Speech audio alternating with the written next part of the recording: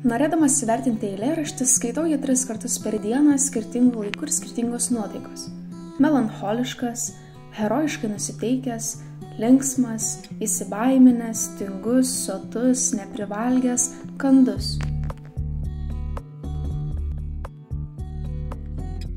Su kuriuotom keliam pasiklydusiais paukščiais, nepaeinančiais, griūnančiais sniego kalnais, apsitvėrė žema neįžiūrimais aukščiais, nepagaunamais alpstančiais tonais švelniais, o eilėraštis gimsta kaip vėjas iš nieko ir skambėdamas bėga pusnim neramus, bet negali daina prasimušti pro sniegą ir sugrįžta kaip vėjas į savo namus.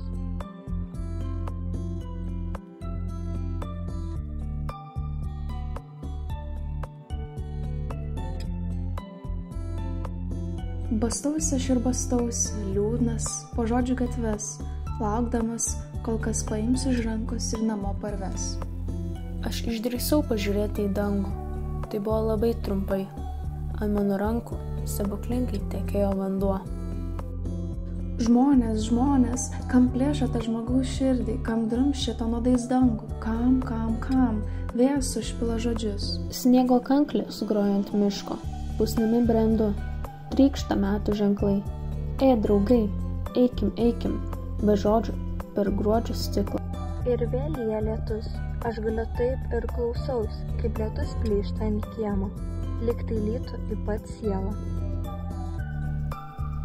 Kaip oras, iškrito žodžiai, raidės į baltą lapą, kaip niekas. Lieki lietus per medžių lapus, ir vėl neramu, ir liūdna bus. Tai sunkiom šlapiam galvom, linguos linai, mėlynai. Gėlės miršta ir grįžta į žemę, tuo pačiu kvapu liesdamas veidus. Ir tulpė, ir lauko žėrutis, veidas. Kiekvienas daiktų prilėtėjimas užgauna iš naujo.